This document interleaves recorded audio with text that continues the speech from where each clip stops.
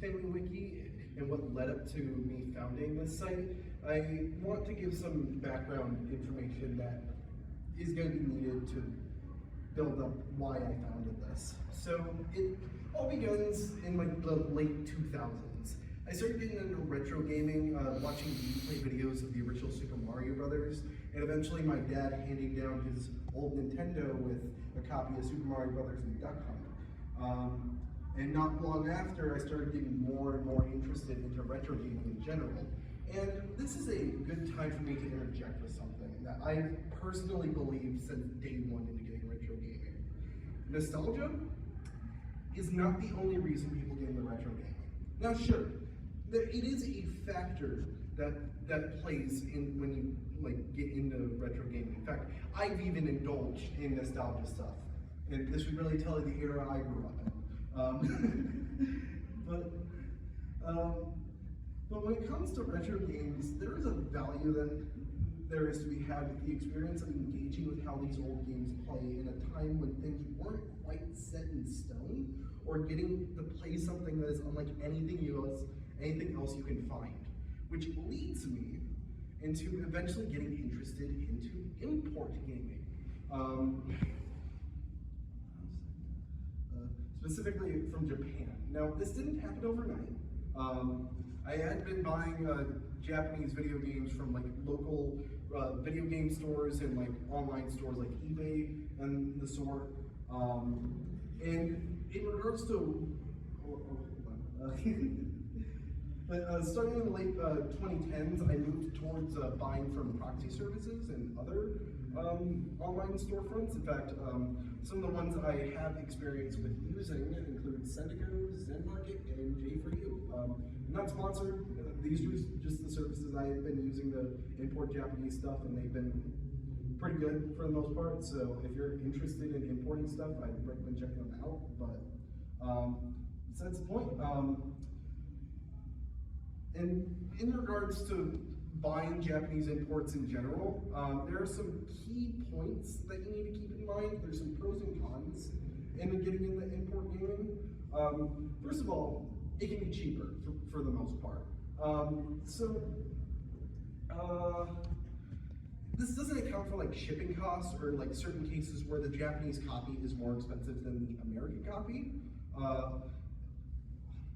But in most cases, you'll be spending less on Japanese games compared to local games. So like, give an extreme example, stadium events, like the original stadium events on the NES, that goes for roughly around over $10,000, but an original Famicom copy goes for less than $5,000.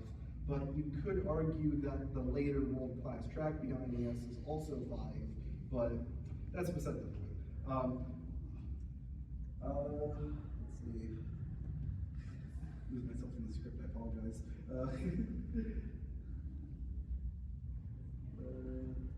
Outside of price, another benefit in getting into Japanese video games is getting to play games that never released outside Japan. So if you want like an original copy of Holy Diver, for example, you seek out an original Famicom copy. And I am aware that Holy Diver did somewhat recently get unofficial re-release on NES through the original publisher, I think. But in terms of like the original release, you seek it out through Japan. There's a whole world of video games to explore beyond what you can find locally. You start to build an appreciation of the games you import from Japan, whether that's due to the themes of the game or the reception it's had. But all that comes with the biggest caveat into getting into retro Japanese imports. The big one, the biggest con, is the language barrier. I mean, I imagine nobody here speaks Japanese. Watashi wa Nihongo harasenamasen. And I would imagine most, if not everyone in the audience, didn't understand what I just said. And if you did, I apologize for butchering the language. So, despite my interest in Japanese imports, again, I don't know Japanese, which I am trying to learn as I go. I have picked up a few things, but that's beside the point. So it makes playing stuff like RPGs more or less unplayable as an English speaker. So let's see. So the next column, most Japanese games are practically unknown outside Japan. Some games that are beloved or well liked in the country are practically non-existent outside, like internationally. The most obvious reason, it was never released outside Japan, but cultural context for some games are outright missing when looking at them in the perspective of the West. And because of that, it leads to poor and really misinformed documentation on Japanese video games. And if you want to fully understand Japanese games, whether it's for research purposes or wanting to enjoy games even more, you'd have to look at the perspective of Japanese video game players of the time, but you'll often find that we apply our own perspective. What do I mean by this? Well, that leads into one of the biggest misconceptions I ran into while trying to research the Famicom in particular. And that's how it is often considered that the Famicom is just a Japanese variant of the Nintendo Entertainment System, and nothing more than that. And I want to pause here and play this video my friend made. It's roughly around 3 minutes long and quickly goes over what I'm gonna discuss further along the lines. So let me go and get this video set up here. All right, here we go. So if This is the family computer, aka the Famicom, and this is the Nintendo Entertainment System, aka the NES. The Famicom is not the NES. They are visibly different. The Famicom first released in Japan in 1983. The NES first released as a test launch in 1985, 2 years after, and is the version released in most places that aren't Japan. So is the Famicom just a Japanese version of the NES in a different shape? Sort of, but not quite. They can both play Super Mario Bros., but Famicom Super Mario Bros. Looks like this. NES Super Mario Bros. Looks like this. You can play Famicom Super Mario Bros. On the Famicom, but not the NES. You can play NES Super Mario Bros. On the NES, but not the Famicom. Now you could do it with a third-party adapter and vice versa, but aside from that, NES and Famicom cards are not interchangeable. There are games that release for the Famicom, but not the NES. There are games that release for the NES, but not the Famicom. NES cards, with a few exceptions, almost always look the same, but Famicom cards can come in weird shapes and sizes. The Famicom has 2 hardwired controllers that you cannot unplug. The second controller lacks start and select buttons and has a funny microphone that you can make Let's Plays with. This is not present on the NES controller. The NES has controller ports that you can plug controllers into, as well as accessories like the NES Zapper. Plug it into controller port 2 and you can play Duck Hunt. You cannot plug the NES Zapper into the Famicom. The Famicom Zapper is a literal gun and plugs into an accessory port in the front that looks different than the NES ports. You can plug in other Famicom accessories like the Konami Hypershot into the accessory port and play games like Hyper Olympic. You cannot plug the Hypershot into the NES. But wait, the NES and Famicom both got a redesign in 1993, the new style NES and the AV Famicom. They look visually similar but are still different in many ways. They both take cartridges from the top, but they're still not interchangeable. The new NES lost AV inputs compared to the original model. The new Famicom gained AV inputs compared to the original model. The one thing that's the same between the two systems are the controller ports, so now you can use your NES controllers on the AV Famicom. But wait, can you use the NES Zapper on the AV Famicom? No, you can't, because the internal wiring is different. The AV Famicom still has its own accessory port on the side, which is not on the new NES. Alright, are you guys keeping up? This is the Family Computer Disk System, aka Famicom Disk System, aka FDS. It was an add-on released for the Famicom in 1986. It was never released for the NES. The FDS is not the Japanese equivalent to the NES, that's the Famicom.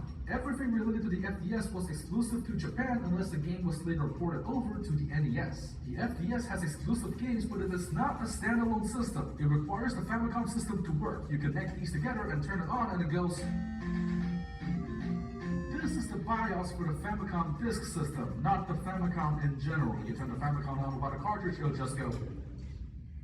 The FDS uses floppy disk instead of cartridges. This is Super Mario Bros. On the Famicom Disk System. This is Super Mario Bros. On the Famicom. Floppy disk, cartridge. Without the FDS drive, you can still play cartridges but not floppy disks. And you cannot normally use the FDS on the NES unless you're incredibly creative with third-party adapters. For the love of Virtual Boy, please do not call it the NES Disk System. And now you know the difference between these three things. Yeah, Yeah, my friend specifically requested me to play this video at this panel, so. First of all, most obvious thing, the core hardware is generally the exact same. Super Mario Brothers on the Famicom and NES run exactly the same between the two. Sure, there can be regional differences between certain games, but in terms of functionality, there is basically no fundamental difference in how it operates in most cases. We'll get into some of the caveats later.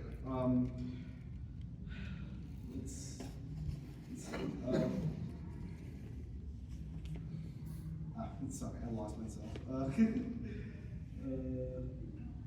Yeah, so both of the Famicom and NES use cartridges. Now, the pads are different, but I'll get into that in the next slide. But both are cartridge-based video game consoles. And yeah, the controllers are more or less the same, at least on controller number 1. It has a D-pad, 2 buttons, start and select. I mean, that's more or less the general similarity between the two. So let's actually go over what's different about the Famicom and NES. First of all, the branding's completely different. So when, hold on, I keep on losing myself in the script, I apologize.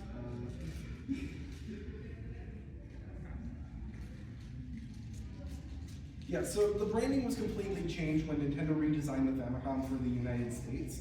This not only extended to the console design, but also the whole naming scheme of everything in general. To the point where they referred to cartridges as game packs to avoid any association with video games in general, because they were trying to market it as a toy rather than a video game system. Whereas in Japan, it was always a video game system since day one.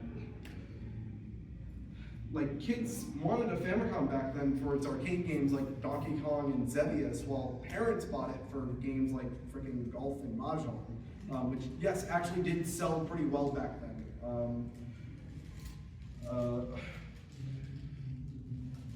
Since, you know, like the whole naming scheme of the family computer, it's named that because it's meant to be like a computer for the family to like use instead of like a personal computer. So, all right. So the biggest fundamental difference is that the Famicom, the consoles are completely different. The Famicom, like most notably, like functionality-wise, is that it is a top-loaded console, whereas the original NES model was a front-loader. And while nowadays you'll find plenty of NES consoles that have pretty faulty pin connectors, Famicom consoles, their pins tend to hold up pretty well. You'll find some that have some wear to them, but not nearly as bad as the bendy pins that some people even have to boil to correct.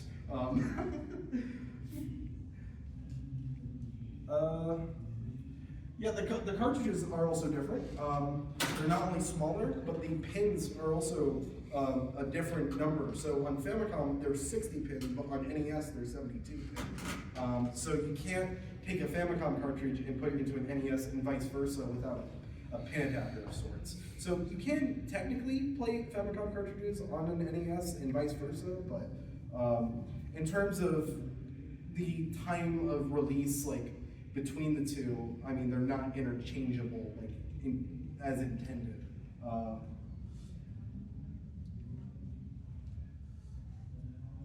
And also, Famicom cartridges, unlike with NES, where they're like all gray except for like the 2 gold Zelda cards, they come in all like different colors and sizes and everything. Like Famicom cards are about as tall as trading cards, but they can get as big as like maybe a little bit like shorter than a typical NES cartridge, but they're still fundamentally like smaller, more colorful cartridges compared to what you find on NES. So things like the Bondi Family Trainer cards and the later Jalico releases that they had with the weird white and black cards. Controller 2 has a microphone, so you'd use this for a few like supported games that utilize it. Not a whole lot of games use the microphone, and the microphone actually outputs through the RF signal, so you can actually hear your voice through the television, and it also acts as an input method. And the most famous example that everyone likes to bring up regarding the microphone is in Zelda no Densetsu, or The Legend of Zelda, where in Dungeon 5, if you scream into the microphone, that kills all the pulse voice enemies on screen. But it was also used in one of the more infamous Famicom games, Takeshi no Senjo, or Takeshi's Challenge, where one of the many steps required to beat that game, you have to sing karaoke into this thing in order to, it's literally one of the steps to beat that game. But the microphone only checks whether you're speaking into it or not. It can't actually detect what words you're saying. So in other words, think of it as like how the DS mic works and stuff like that.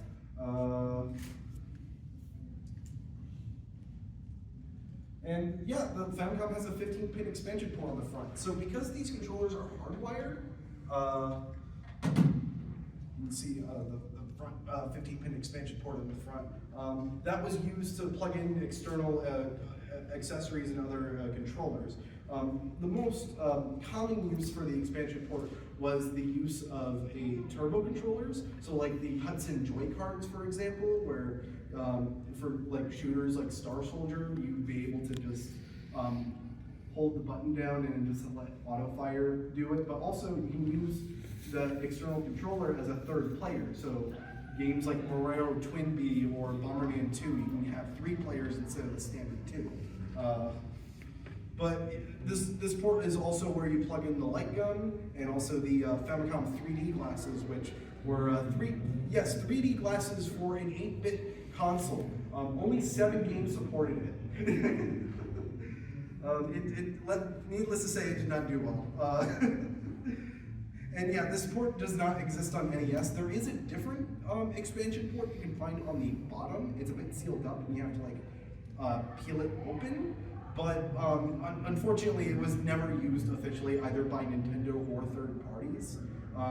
There are homebrew stuff you can find that use the port nowadays, but in terms of official use, it wasn't used back then. And finally, the biggest hardware difference that I alluded to earlier is expansion audio.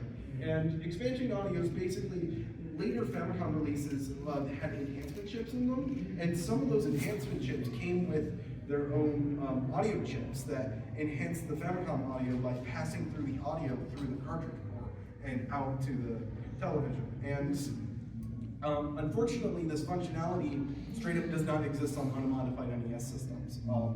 You can mod them to add them or even utilize the unused expansion port to re-enable the feature, but in terms of stock systems and the time of release, it was never an official supported thing.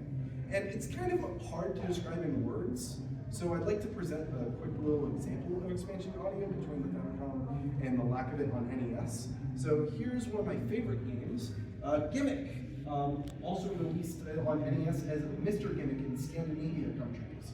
So let me get the audio track for this. Apologies for that, that should be on the other screen. It's alright, here we go.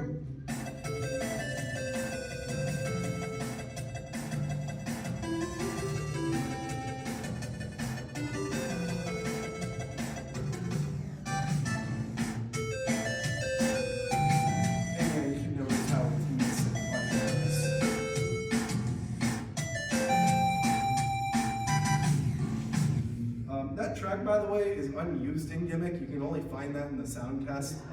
Great game, by the way. I highly recommend picking it up. Probably pick up the re-release on Steam and Switch, though. Don't pay for the original cart. That's $300. The building blocks of wikis in general. So, almost every wiki on the internet runs on FamiWiki, which you can consider to be the engine of a wiki site. You don't really have a wiki site without the engine. So stuff like Wikipedia and other wiki hosts use MediaWiki, and that also does include FamiWiki. And speaking of hosts, you're going to need hosts to run your engine, and the engine, again, is MediaWiki. So there are plenty of options you'll find, like wiki.gg and Merhaze, I believe that's how you pronounce it. These are excellent options if you want to like host your own wikis on different kinds of subjects. Although one of the first things my friend told me when we were considering opening a wiki is, dear God, avoid fandom at all costs. And unfortunately, I don't have time to get into it. I'd recommend watching this video on your own time after the panel.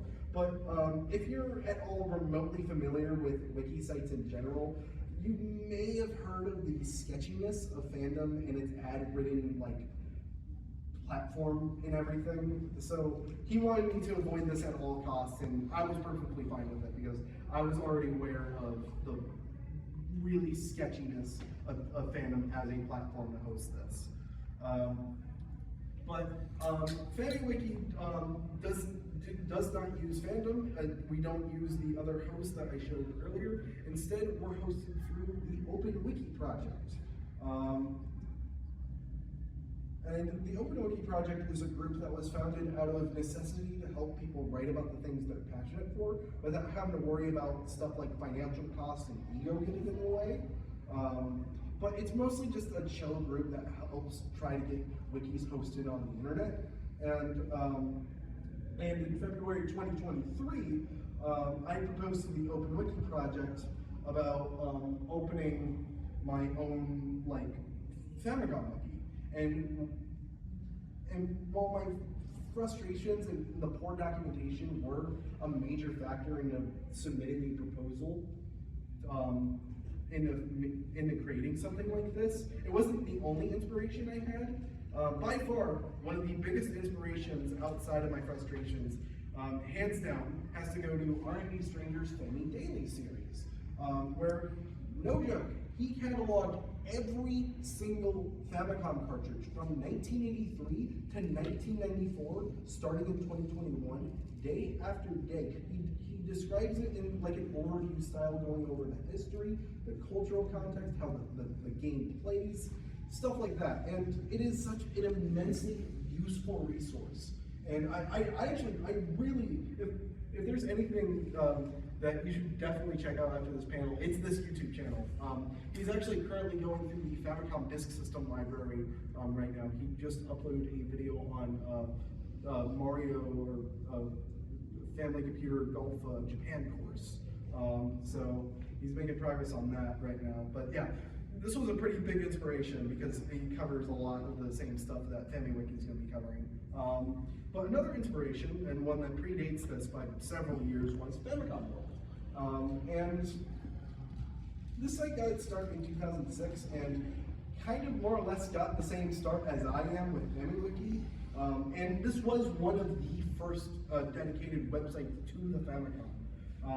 And it has some pretty good articles you can find. Like, it has some pretty nice information that you can scour through, but unfortunately, it wasn't anything that I was particularly looking for. It goes in a more surface level type of scope of what they cover, and I wanted more deep coverage that covers literally everything you could ask for, because I wanted to know, I want to like grab a Famicom cartridge and be like, yes, I want to learn and understand where this thing came from and how this works. And unfortunately, most of the pages on Famicom World, most of their game pages are pretty much blank. Which this isn't discounting Famicom World. This is a freaking incredible resource that I even reference from time to time, but it wasn't enough for me to be comfortable with, you know, I didn't just want to rely on the bare bones documentation that this currently has.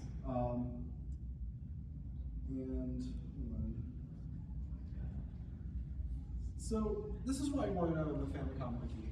I wanted to cover all the hardware and software that exists, all the add-ons and accessories, the history and background of all of this, have all the advertisements and commercials that were put out at the time, And most importantly, I want to create by far the ultimate Famicom database you can find on the English internet.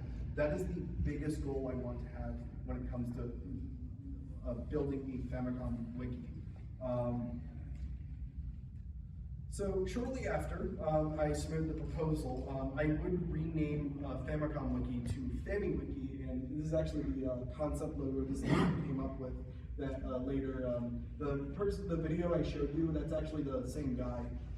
He did the finalized logo for me, which is very appreciated. But the reason I shortened it is that Family Computer is like, Famicom is already an abbreviation of that original name. So I kind of wanted to encompass the same kind of spirit with our wiki site, and thus we came up with taking Famicom, replacing com, which is originally computer, and making it FamiWiki. So it's now a Famicom wiki. So it keeps the subject matter intact while being pretty unique instead of just being a generic name per se. So a few weeks later, on March 21st, 2023, the proposal got passed on the OpenWiki project, and one day later, on March 22nd, the website went online for the first time, and this is an archived screenshot from roughly around a week or so after it went online. It looks pretty bare bones. We did definitely refine the main page a little bit, but we still got some work to do on that.